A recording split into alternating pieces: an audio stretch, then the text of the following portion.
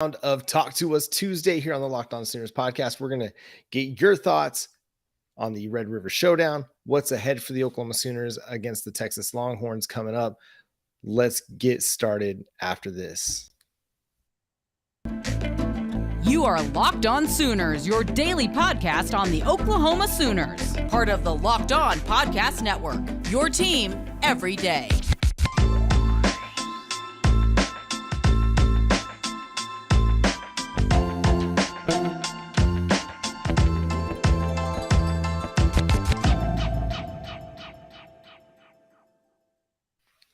What's up, everybody? Welcome to Locked On Sooners, a live edition of Locked On Sooners here on a Tuesday evening. My name is John Williams. You can follow me on Twitter at John9Williams. He's Josh Helmer.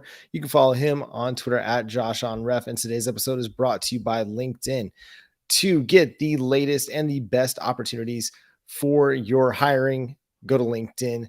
They're the official college football recruiting sponsor across the Locked On College Network. LinkedIn Jobs helps you find the candidates you want to talk to faster. Post your job for free at linkedin.com/lockedoncollege. All right, Josh, we're still, we're 4 days out from the Red River Showdown. And I feel like we're at this point where expectations are getting adjusted, right? Now, with 3 losses in Big 12 play, you can pretty much write off any kind of semblance of hope for the Big 12 title. Just kind of what are you thinking now as we're midweek and getting ready for Kansas? Obviously, the big breaking news of today, in case you missed it, is Jalon Daniels, doubtful. There's been one report that has defined it as a season-ending injury for Jalon Daniels, though the quarterback himself, Jalon Daniels, sort of took that report to task a little bit. So we'll see whether or not indeed Jalon Daniels is, out for this game versus Oklahoma and then out for the remainder of the season for Kansas. I mean, obviously, yeah, my perception of OU has radically changed over the last couple of weeks. My perception of Oklahoma's quarterback room or how it would be treated beyond Dillon Gabriel, I don't know that it's radically changed, but it's certainly been any worries that were there. Those have been confirmed, and probably they've been amplified for Oklahoma. So right now, man, what I thought OU would be and who Oklahoma is clearly are very different versions of that football team. And really the concerning thing for me, John, there's plenty of different puzzle pieces we can break down on what's most alarming. And I'm sure the fan base tonight will have plenty of thoughts on what's alarmed them. But, man, to me, it's just defensively. The complete ineptitude on that side of the football is frustrating for a defensive-minded head coach to come in here. And, again, all of the things that we were talking about the first couple of weeks, remind me again, this is my reminder to Sooner Nation. 1 year from now, when Oklahoma starts out 3-0 or 4-0, just remind me, and I'm telling you, oh, look at this team's tackling so much better, and my goodness, they just seem fundamentally sound. Just say, Josh, stop it. Wait 2 more weeks. Wait 3 more weeks. I don't want to do this song and dance again, but that's what's alarmed me, man, is just the complete lack of understanding where to be defensively, the problems on that side of the football, the inability to tackle, just the complete picture defensively being as bad as it is, John. And I think it's a fair place to be because we expected better. I know we lost a lot of talent to the NFL. We lost, the whole defensive staff changed, but I think we expected Brent Venables to be able to come in and, we talked about it in the preseason, just be able to improve this team, improve the defensive play. Maybe, I think I just overanalyzed what happened in the Oregon game where guys like Marcus Stripling and Ethan Downs and Reggie Grimes really played well off the edge. Really, what they did in the spring game, I thought was going to be able to translate to the season. And we saw it the first few weeks of the season, albeit against competition that's not as good, obviously, as what Oklahoma's faced these last 3 weeks. But I didn't expect it to go from looking really, really good to looking as poorly as it has the last few weeks. I do still think that Brent Venables is going to be able to get it done. It's funny, actually. I was reading a piece that you wrote for Sooners Wire when you were still writing for us back in December of last year, when all the coaching change and everything transpired. And a couple of the things that you touched on in that piece is of why Brent Venables made sense for the Oklahoma Sooners. It was the ability to recruit defensive talent and develop defensive talent. He's just been in Norman for 10 months, 11 months, maybe almost, and hasn't really had a full recruiting class. He had 2 months to put together the 2022 recruiting class. We haven't really seen much of that on the field yet. Like, we've seen a little bit of Jaron Canick. We've seen a little bit of Gentry Williams and Robert Spears Jennings. We haven't, and R. Mason Thomas. We haven't really seen much of Grayson Halton or Kobe McKenzie or Kip Lewis yet. So a lot of the defensive pieces that are part of Brent Venables' first recruiting class hasn't taken the field for the most part. Jaron Canick, for whatever reason, I mean, he's been one of the guys that's kind of flown around the football the most consistently. He can't get on the field for whatever reason. And then we've still got a really strong 2023 recruiting class coming to Norman. We presume there hasn't been any changes on that at this point in time, but I think this is a team that can still build the defense that we expect Brent Venables to roll out. It just may take a lot more time than I thought it was going to take. And I'm willing to give him the time. I'm willing to give him several years to build this thing into the program that we expect it to be. I have to kind of reassess and reframe expectations for this season and even for 2023, maybe. Yeah. I mean, depending upon what happens the rest of the way here.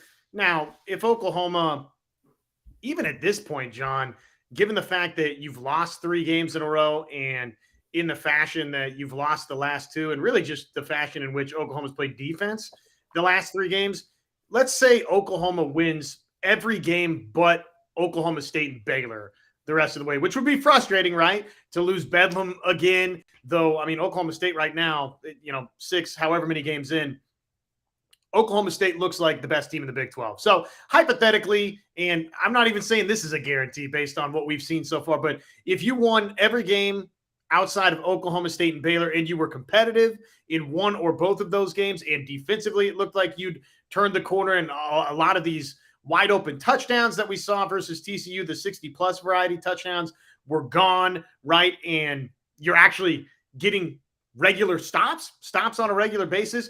If we even get to the end of the season and that's the story the rest of the way for Oklahoma, then all of a sudden, maybe some of your expectations are back for 2023, right? That, okay, now Venables has had time with this team, with this program to install it. And you got Dylan Gabriel back, or Jackson Arnold, who's going to be an early enrollee and will, fight for that quarterback job, I would imagine. Then you can kind of recalibrate those expectations in a positive direction. Right now, though, the way you're going, I'm with you. You might be setting yourself up to where 2024 is the season where you really think that maybe Brent Venables can get back to winning double-figure games at Oklahoma. So, you're right. We have to now all of a sudden be much, much more patient than maybe we thought we were going to be. And that's going to be, I think, a task for all parties involved, John.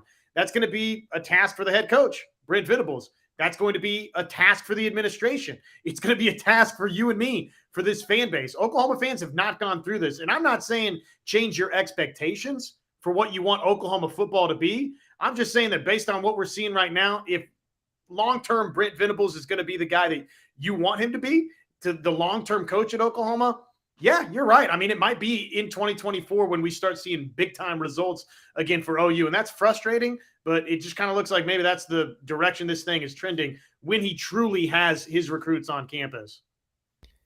Yeah, it is a bit frustrating because, again, you mentioned it, we're not used to that. We're not used to losing seasons. I mean, it hasn't happened in 30 years almost. We're not used to getting blown out like we were against Texas and against TCU. It just doesn't happen to Oklahoma that often, and especially in Big 12 play, it doesn't. A conference that they've pretty much run for the majority of its existence. So it is disappointing and it is frustrating, but I think it's fair to begin to just say, okay, let's slow everything down. Let's be patient. Let's let this thing build, because what you wrote about back in December about the time that the hire was being made, I still feel like all of that is true. I still feel like everything you said, from the familiarity with the program, understanding that there are high expectations in Norman and it comes with championships, the ability to recruit defensively, develop defensively. I think those are the keys right there, those two things. And I still believe in Brent Venables' ability to do that, and with his coaching staff to be able to develop this group defensively. It's just going to take a little bit more time than what we had anticipated. Venables talks a little bit about what what's going wrong with the defense. And it comes down to, tackling just fits defensively. And I don't know if that's just one of those situations where it's like the team, the players just aren't really fully aware of everything that they have to do defensively yet. You'd think that 6 games into a season, 10 months into learning this scheme, that they'd be in better prepared to run Brent Venables' defense. But maybe that's part of it. Maybe they're just not fully comfortable with it yet. And maybe he doesn't have the right pieces in place to fully execute what he wants to do. I mean, David Agwebu was a guy that they were maybe considering moving to edge at one point in time. Now he's a middle linebacker. Danny Stutzman is a big dude, but was recruited to play in a different defense. So this is a little bit different for these guys.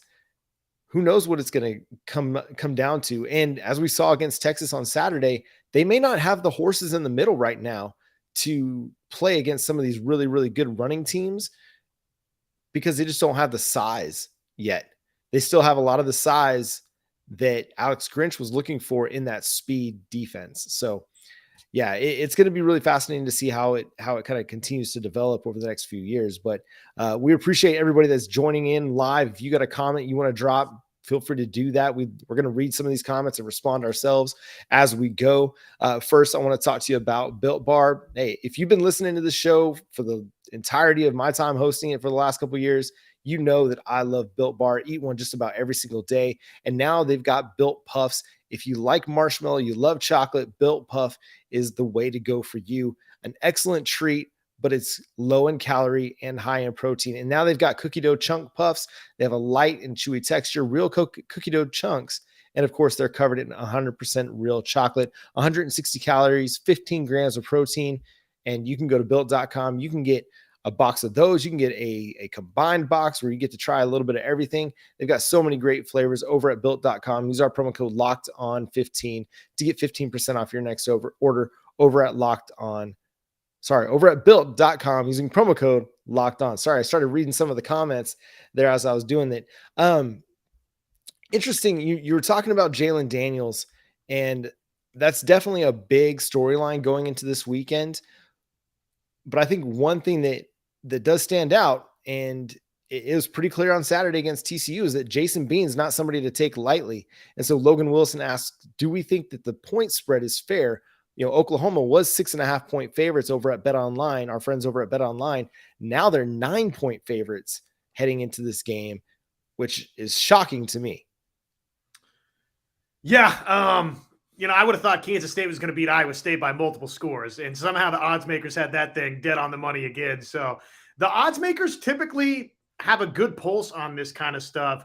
Do I think that the number makes sense? Absolutely not. And actually, to that question, it's funny you bring that up, because, one of the show notes I shared with John, one of the things I wanted to mention was, did you know the largest underachievement versus the spread in a 3-game span for a once-ranked team? This is the last 30 years. So I'll repeat here. Largest underachievement versus the spread in a 3-game span for a once-ranked team over the past 30 years.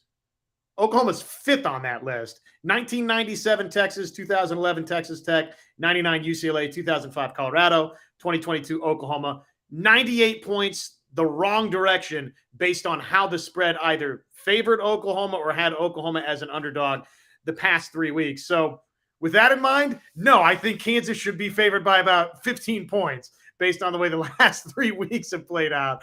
So it's just wild. Yeah, that's kind of where I was when I first saw the opening line. I thought, this is wild. This is wild here. I do believe that it'll kind of correct and that spread will narrow a little bit. But I do feel like this is kind of a bit of a trap spread. And we'll talk more about that later in the week when we do our predictions and talk about that. But Kansas is looking good. They're a good football team. Jason Bean is a good player. Nate Pointer points out that, you already played Bean last year and he showed out. Absolutely, he did. I think he threw for over 260 yards, had a touchdown, had Kansas within striking distance of picking up the win in the second half of that one after being up 10-0. And so, it's really interesting to see the line so much in favor of Oklahoma that, I mean, the bettors would say, okay, they're 6-point favorites, but because they're at home, they're getting 3 more points. That's kind of how that works out. But that's a lot of points to be putting on Oklahoma. So, one of the thing I think, Carvan, okay, he mentions it. Oklahoma needs a bag man like A&M and Texas. Hey, if you know any bag man out there, anybody with big pockets, make sure you point them towards Norman and our way as well, so they can sponsor the show. But I think that's a big point. Like, Brent Venables is going to be able to recruit well. Are we going to be able to get the David Hicks? We're going to get the David Stone in 24, presumably. I thought we were going to get the David Hicks.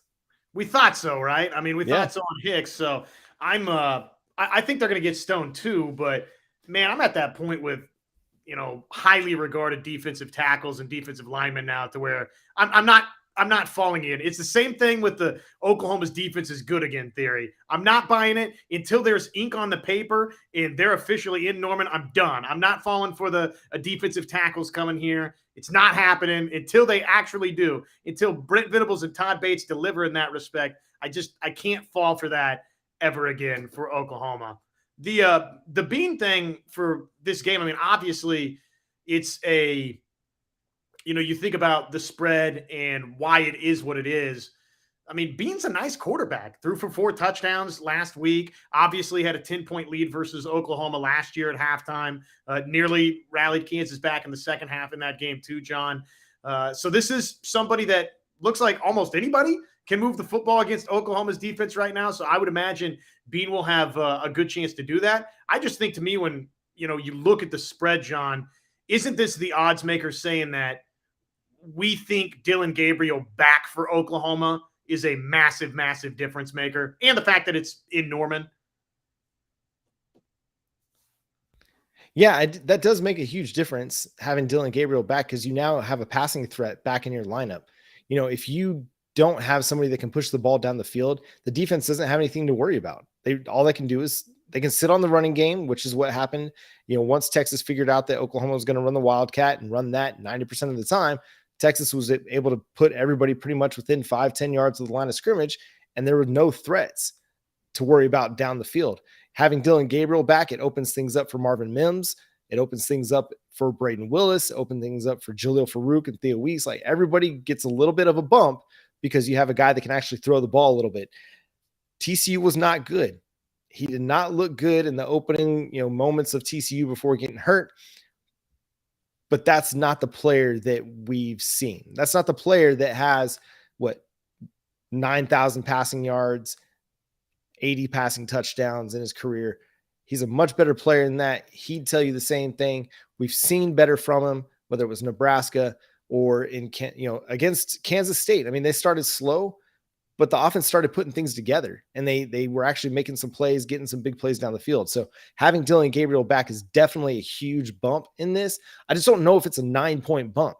That's the thing. It's like, I don't know if having Dillon Gabriel back is what makes the big difference on that front, because you still have a defense that is allowing, I said 45 in yesterday's episode. It's actually 48, allowing 48 points per game over the last 3 weeks. So until your defense can get stops, which is the biggest issue, it's going to be really hard on the offense, because it puts so much pressure on the offense to be perfect and to score every single time on the field that, of course, they start to press. Of course, they start to force things that might not be there. Of course, they play tight. That's just what happens. If you have one side of the football that's not playing well, the other side is going to try and pick it up by doing everything that they can and by playing perfect. And the offense just wasn't doing that against TCU. A week off might have been a great thing for Dylan Gabriel. Now, it won't matter in the Big 12, conference title race. It won't matter in the college football playoff, perspective. But as far as getting Dylan Gabriel right and getting this offense right, maybe that week to sit back and just watch and regroup, maybe that does something for him. Now, with Oklahoma losing 49-0 and getting shut out, hopefully he doesn't come back out if he does play this Saturday and come out and press again. Hopefully he's able to come back, play loose, and just get back to having fun and playing football. I can tell you one thing. He ain't going to be worried about losing his job to anybody. So that's one thing coming out of the last couple of weeks. If there was ever any concern, man, I better go out there and play well, or else Nick Evers or one of these guys is going to take my job. Well, first of all, they won't play Nick Evers. And second of all, the other guy stinks. So he's got nothing to worry about there in terms of the job security department. Who knows? Maybe that's a positive for Dylan Gabriel. I want to start rifling through a bunch of folks' responses. Obviously, though, we are, as always, brought to you on Locked On Sooners by LinkedIn. These days, every new potential hire, it can feel like a high-stakes wager for your small business, and you want to be 100% certain that you have the access to the best qualified candidates available, and that's why you got to go check out LinkedIn Jobs. LinkedIn Jobs, it helps find the right people for your team faster and for free. Pretty easy to just go create your free job post on LinkedIn Jobs. You just add your job, the purple hashtag hiring frame to your LinkedIn profile to spread the word that you're hiring. Simple tools like screening questions, they make it easy to focus on the candidates with just the right skills and experience so you can quickly prioritize who you'd like to interview and obviously ultimately hire. LinkedIn Jobs helps you find the qualified candidates that you want to talk to faster. So go on over, post your job for free at linkedin.com/lockedoncollege. That's linkedin.com/lockedoncollege to post your job for free. Terms and conditions apply. So the whole free BD thing, I mean, I'm like you. I mean, seems like they're calling for Brian Darby to get some more reps and some opportunities, which we've seen Brian Darby do positive things at Oklahoma in the past. I mean, you go back and pull out the archives, the tape from some of this spring or this summer, John, and I'm not saying that we sat here. I mean, generally speaking, our conversation kind of went like this, right? Well, you've got a proven star in Marvin Mims. You got Theo Weiss that if he comes back healthy, could be a star wide receiver for Oklahoma. And we loved what we saw from Jaleel Farouk in the Alamo Bowl. But beyond that, Brian Darby was one of those names that we thought for Oklahoma. We've seen whether it's, jet sweep, just some different stuff that Oklahoma did outside of just the throw and catch game. Brian Darby's an athlete. We've seen him make plays at Oklahoma. Again, I don't have that on any sort of authority. That's not intel. That's just me reading the tweet like you saw and thinking the exact same thing that you thought, that, yeah, maybe it is about Brian Darby. But with these kids, man, I mean, who knows? I mean, it could be about anything, right, John? Yeah, it could be. Twitter is such a weird thing, and there was very odd, just odd tweets from random folks, random players. The Brian Darby moment I think about the most, and it kind of lives rent free in my head, is the end of the Oklahoma State game last year when Jaden Hazelwood, Caleb Williams throws the fade to Jaden Hazelwood. It falls incomplete. He goes out of the game. Brian Darby comes into the game. They run two more fades to Brian Darby. They're on the left sideline to try and score, and he's interfered with pretty badly on one, and there's like no call, and you're like, what's a guy got to do to get a call around here? That could have really, won the game for Oklahoma, and it went uncalled. So it's an interesting thought, especially considering how much they want to run jet sweeps. This is a guy that's proven he can be very, very effective in it. It's hard for me to imagine them getting more wide receivers snaps though, because they are so deep. Like, you've got two transfers that are playing very little in LV Bunkley Shelton and Javion Hester. You've got, Drake Stoops that's man in the slot, Jaleel Farouk. You got a couple young freshmen that aren't really getting to see the field much. Trayvon West, another guy that can play a little bit. Gavin Freeman, another guy that can play a little bit. Brian, I'm with you. The jet sweeps are killing me too a little. And some of it is just the personnel that they're choosing to run those through. Stoops. Stop using Drake Stoops on jet sweeps. Please, I'm begging you. Hey, we liked the Gavin Freeman touchdown in the opening game when you were playing air but against everybody else, probably, maybe don't do that with either Drake Stoops or Gavin Freeman. Yeah. Nate Pointer says Dylan Gabriel is going to look like Steve Young this week compared to what we've seen in the last 6 quarters. You're right. I mean, at times he's looked like Steve Young, even before he got injured, like that big run against Nebraska. I mean, that was very Steve Young-esque. Not the fastest guy in the field, but somebody definitely can make some plays with his legs. Carvan, Oklahoma says Oklahoma will be prepared this week. Just listen to what Venable said in his press conference about repetition. Oklahoma needs the power lineman on the defense. I hope they're prepared. Like, I really, really hope that we see a much different Oklahoma Sooners team this Saturday against Kansas. I think it'll still create a lot of questions about where was this team. Like, if they come out and they play great against Kansas, you'll wonder, well, where's this been? I don't know. It's going to be interesting to see. Yeah, and look, Jaden Gibson, by the way, Jimmy Satterfield, who says, I like our 6'5" wide receiver, but he drops too many passes. And he did have, a big drop recently. The Kansas game this week, I hope you're right that Oklahoma is going to be prepared. Oklahoma has, again, had Kansas's number dating back to the mid-90s. I mean, when was the last time Kansas hadn't beaten Oklahoma basically in my lifetime since the 90s? So, Oklahoma from that standpoint still has, I think, that mental edge, and the game's being played in Norman. And oh, by the way, Kansas is now not playing with its starting quarterback, though. Look, I get it. Bean has made plays and is a serviceable, certainly much better than any backup right now on Oklahoma's campus. But, what we've said the last couple of weeks again applies here, John. And I'm ready to say, look, if OU plays poorly and, defensively struggles big time against Jason Bean, who, again, let me be clear, I think is a serviceable quarterback, someone that can both make plays with his feet and with his arm.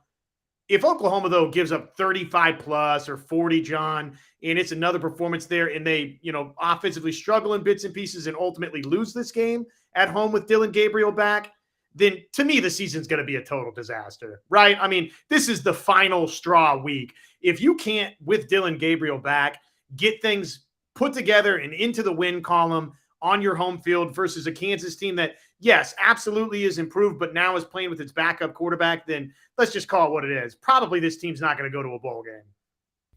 Yeah, if you are not able to beat Kansas, who hasn't beat you since 1997 when they rattled off 3 in a row during the dark days of the 90s, then yeah, it's going to be pretty rough. But that's kind of what I'm concerned about. I'm concerned that this team, who hasn't been able to stop anybody the last 3 weeks, is going to continue to struggle to stop Kansas. If I'm predicting this game, and it's still really early, I haven't really gone through all my analysis of this, but I'm expecting a high-scoring game. Like, this is going to be one of those that you take the over, but maybe you take Kansas and the points, because I just don't know if Oklahoma is going to be able to run away from this Kansas Jayhawks team. I think it'll probably be a tight game, because basically Oklahoma's defense just hasn't shown me in the last 3 weeks that they can stop anybody on a consistent basis. I thought we were getting a bit of a turnaround against Texas. We got that first 3 and out, and then it just kind of all went downhill. And again, we understand this is not something that it can happen overnight, that we can have this elite defense overnight. I just want to see some stops. Like, I just want to see this team be able to get off the field on 3rd down more regularly. Get some tackles for loss, get some sack, get some pressure. I mean, they only pressured Quinn Ewers, according to Pro Football Focus, 8 times in that game. I talked about it yesterday. They had 1 quarterback hit in the entire game against Quinn Ewers. Not good. That's just not good. In the OU Texas game, you get 1 quarterback hit. It's so bad. And to your point, John, just to interject real quickly, and I'll toss it right back to you. You just want to see at least average from this defense, right? I mean, you're not asking to set any sort of defensive records this season. I think, back to the summer when we were asked the question, hey, what's a realistic goal for this defense, right? And I think I said then, top 30 total defense, whatever it was scoring, similar for scoring defense, right? I'm not expecting this defense to get leapfrogs better overnight, but because of Brent Venables and his track record, I am expecting improvement, right? Well, now, oh man, we got to see some improvement from how terrible they've been. You got to at least give me average. Yeah, and that's the thing that I struggle with is I didn't feel like this defense could get worse. You know what I mean? Like I didn't, because for all the things that went on with Alex Grinch, like we didn't see this. You know what I mean? Like, and again, new scheme, players that weren't recruited for this scheme, that could be part of it. There's not much depth because you lost a lot of that to the NFL last year. But how did it go from what we saw the first 3 weeks to this? That's the part that still baffles me. And I think that's what baffles the coaching staff too, is what happened? Like what changed? Because I doubt that they changed their game week preparation. I doubt they changed their practice schedule. When things are going good, you don't change things up. Yeah. 1, 2, 3-man front. That's part of what has changed for Oklahoma. Well, here's the thing. Brent Venables addressed that in the press conference on Tuesday. He says, against Nebraska, they ran primarily 3-man fronts. Against Kansas State, they ran primarily 4-man fronts. And so it's kind of been back and forth. You've had good games with 3-man fronts. You had good games with 4-man fronts, you've had good game or bad games with 3-man, bad games with 4-man. So it's hard to point. Like I was of the mind that, hey, we need to run more 4-man fronts. Well, Brent Venables kind of shot that out the window when he said, well, that's what we did against Kansas State, and we didn't create any pressure, get sacks or, anything like that. But they did get more tackles for loss. They were making things a lot more difficult on Deuce Vaughn in the running game. That being said, I still think that this team is going to have a lot of growing pains this year, especially on the defensive side of the football. Mark asked the question, how bad is Nebraska? That's what gets me. I mean, they're a team that's in first place in the Big Ten West. Well, hold on. That's not it's a bad Big Ten West, but they're winning some games. No, you're right. You're right. I mean, Nebraska, trying to wrap your head around what OU did in Lincoln. Nebraska under Mickey Joseph has gotten a little bit incrementally better, right? These last couple of weeks. I don't know that it's any, I think Oklahoma, as bad as things are here right now, Oklahoma would have beaten both Indiana and Rutgers. Okay. Yeah. And that's what Nebraska has done. Now, that being said, you see Nebraska win a couple of games and obviously just this complete fall off the cliff for Oklahoma. It is baffling. Yeah, it is baffling. And the thing that's baffling, I think it was Gabe Eichert that shared the chart about how bad Oklahoma's run defense is, and Hawken II, he mentions OU's rush defense is the worst in the Big 12 by a large margin. And I don't know what you do to correct that. I mentioned on Twitter, I really thought that, number 77, Jeffrey Johnson, was going to be a big factor in slowing down opponent rushing attacks, but it hasn't really transpired. It did the first 3 weeks. They were really good against Anthony Grant and Nebraska, but since Kansas State, since that game, the Oklahoma rush defense has just fallen to shambles. It's been absolutely terrible.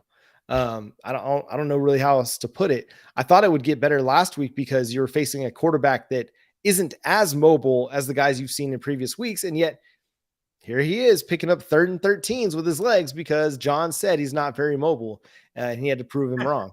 But Bijan Robinson's going to do what Bijan Robinson does, but it's the other guys. And then, a lot of the rushing yards for Texas comes in the second half when pretty much the game is done. Oklahoma's just trying to play out the string, just get out of that one without any more injuries. But still, man, that's the part of this thing that just is or one of the parts of this thing that is so hard to wrap your mind around is how bad they've been against the run.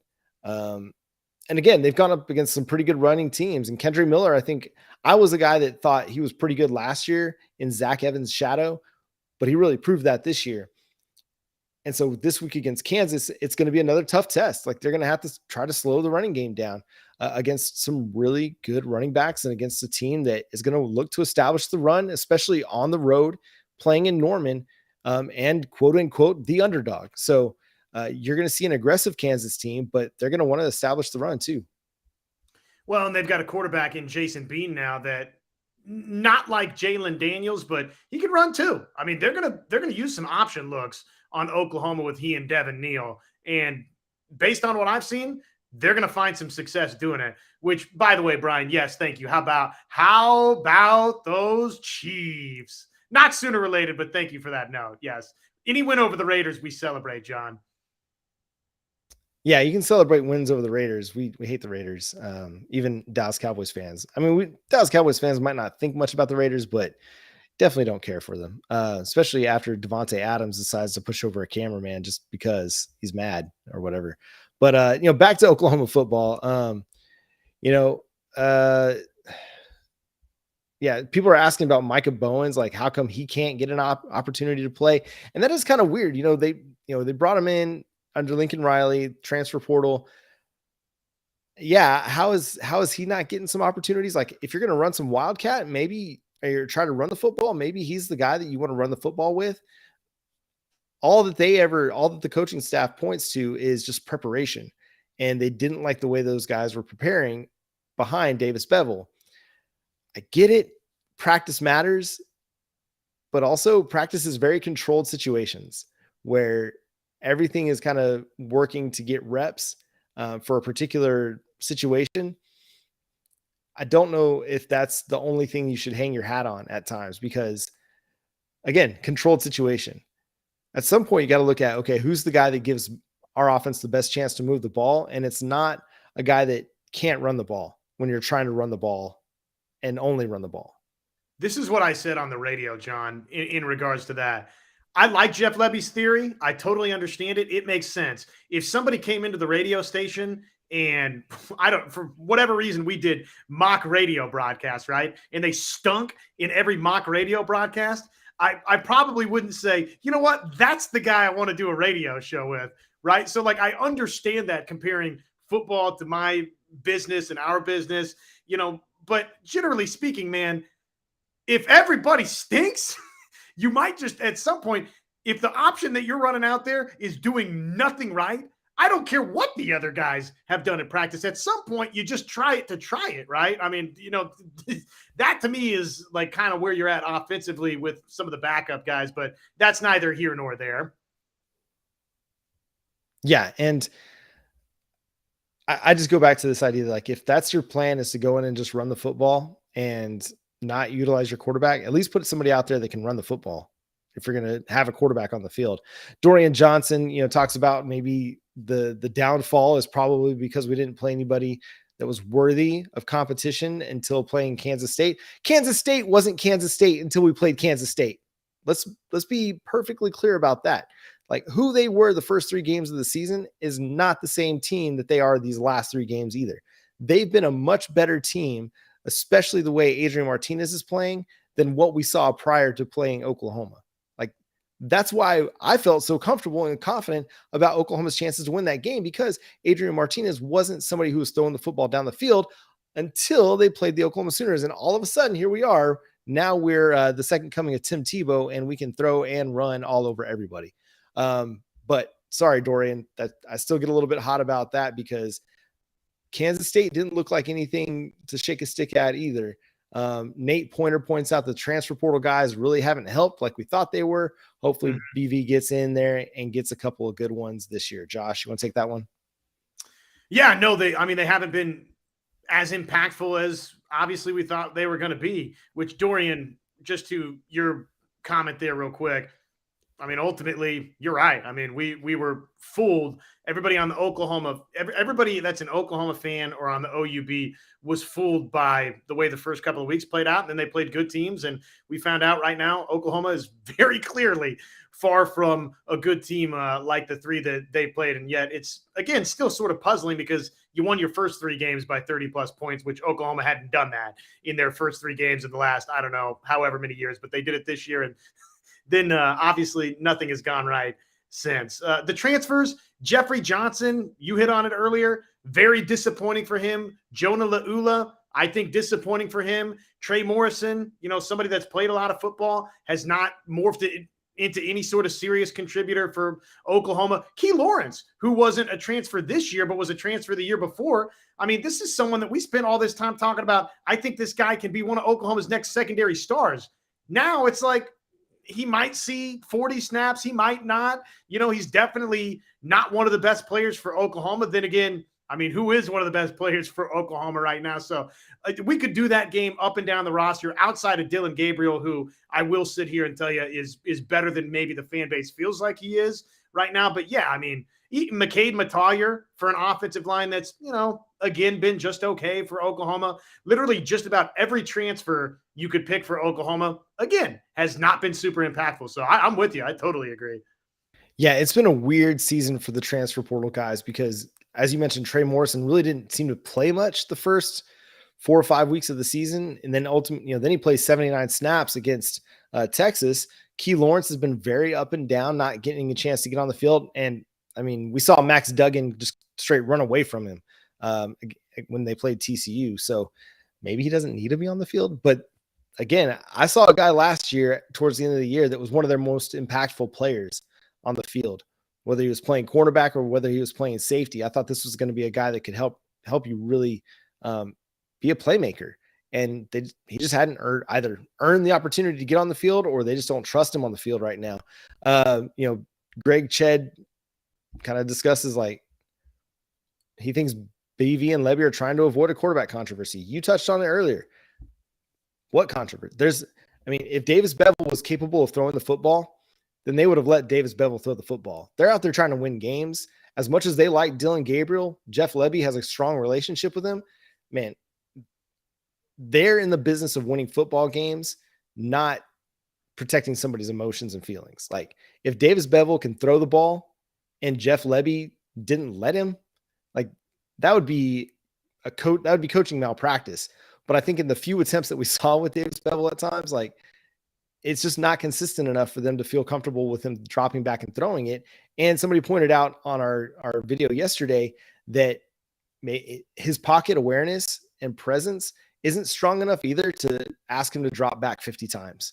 Otherwise, you risk him getting sacked anywhere from 8 to 10 times a game. And so I get why I don't like it.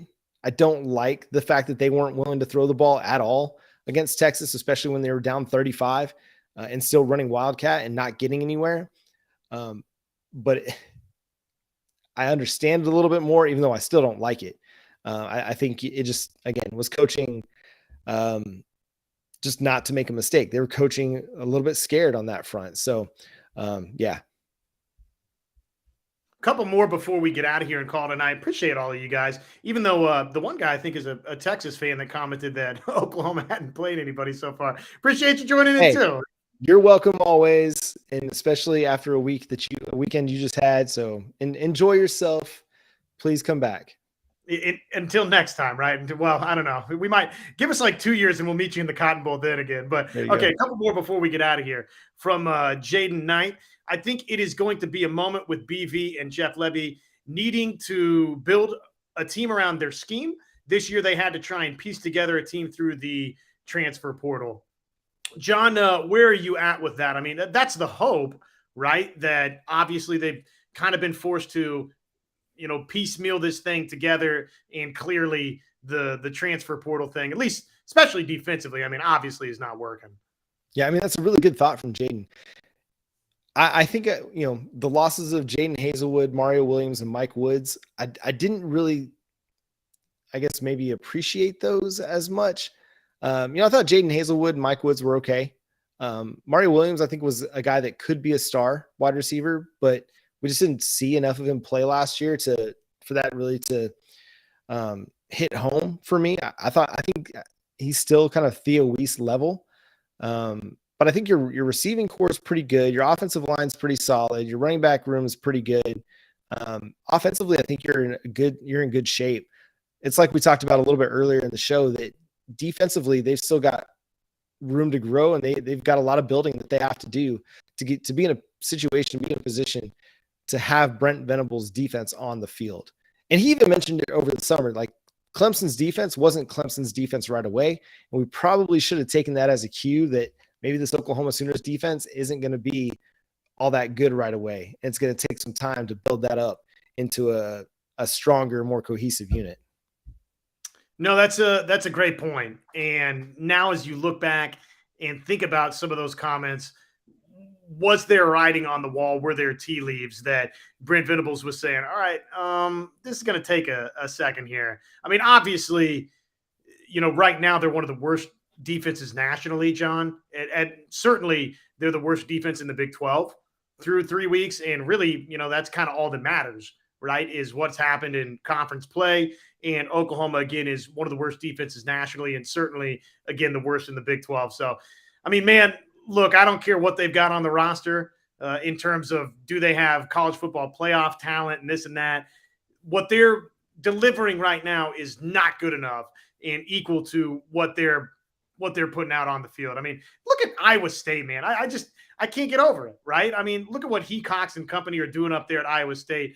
They can go do that to Kansas State, and Oklahoma can only do what it does with its personnel. I mean, look, I'm sorry. You got to deliver a heck of a lot better than what you've been delivering.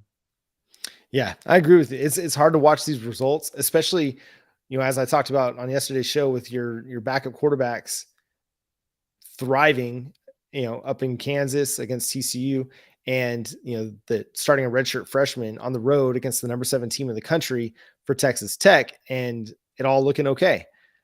So it hits me in the heart when I see that. I'm like, well, where's Oklahoma's quarterback situation that can not miss a beat quite like that? Yeah, it's hard to see what Iowa State's putting together defensively and then not wonder why Oklahoma isn't able to put out a better performance than what they've put out. Because, man, that Iowa State defense is stout. Like every team that they play really, really strong. Like that Texas line, I think it's something like -17 in some places, -13 in some other places. I don't know if Texas covers that. That's a huge point spread against an Iowa State team that's playing great defense. It's going to be their biggest test of the season.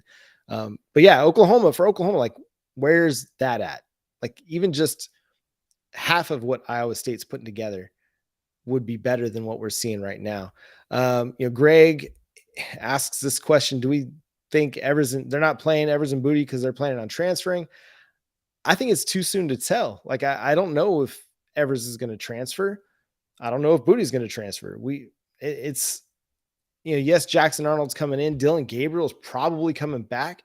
It could create some transfer portal situations, but I don't know that that's going to be the case. I think, Evers kind of likes the situation he's in with Jeff Lebby. Now, some of that'll depend on, who's the starting quarterback in 23 and in 24 to determine, what's going to happen there. But Venables kind of talked about that in his presser today, in that, he would prefer a situation where he's got a group of quarterbacks that just kind of stick together. Now he's not going to always get that choice, but kind of like what Georgia has, where they've got a guy and then they bring in another guy to compete with that guy, but then your guy Stetson Bennett holds on to the job and is able to continue playing really good football for them. So that's an interesting one there. Let's see, anything else? Oh yeah, Starved Rock. He asked, how did Davis Bevel go from looking like a fairly competent quarterback at Pitt against Michigan State in a bowl game to what we saw on Saturday? And yeah, that's our question as well. Cause again, he looked solid. He wasn't great, but he was a solid player that Pitt trusted to throw the football, but not so much here. Yeah.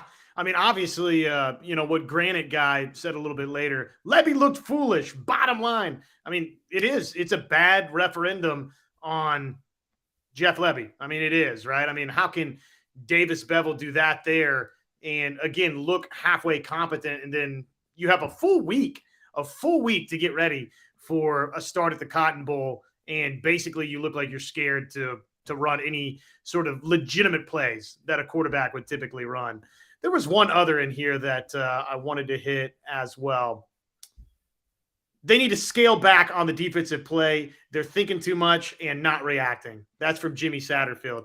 Yeah, I mean, look, I think obviously whatever it is that you're calling defensively, whatever the approach has been these last 3 weeks, I would imagine, John, if these coaches are worth their weight in gold, that they've figured out pretty, they'll take a genius to figure out, we suck these last 3 weeks. So whatever they've been doing, got to do the opposite of that. And if it is that, I mean, if it is, John, the adding more to the playbook, well, it's time to dumb it back down. Yeah, and somebody asked the question earlier, Logan. We didn't really get a chance to hit that one, but he asked if we thought Woody Washington, Key Lawrence, and Jaden Davis are bad enough that we don't feel comfortable enough to run man defense. To me, this team is built for man defense and blitzing. And it kind of was, they played a lot more man, I feel like, under Alex Grinch. I thought they were going to play more man under Brent Venables because he wanted to play an aggressive, suffocating style of defense, which to me, that's not zone, that's man, press man. And so much of what Brent Venables wants to do is predicated on pass rush. And if the rush is getting there, you can run zone all day because the quarterback's not going to have enough time to sit back there and let his guys find the soft spots in the zone. But when you're running man, like the quarterback, if the pass rush is getting there, the quarterback's going to have less time to get the ball wherever. But man gives them, I feel like if guys are covering well, it will kind of take some of that. I forget what I'm trying to say here. It lessens the opportunity for kind of busts in coverage. I feel like when you're playing man, as long as like the safety help is where it's supposed to be. Like if you're playing man to man, like, okay, he's just right there, unless he just gets flat out beat.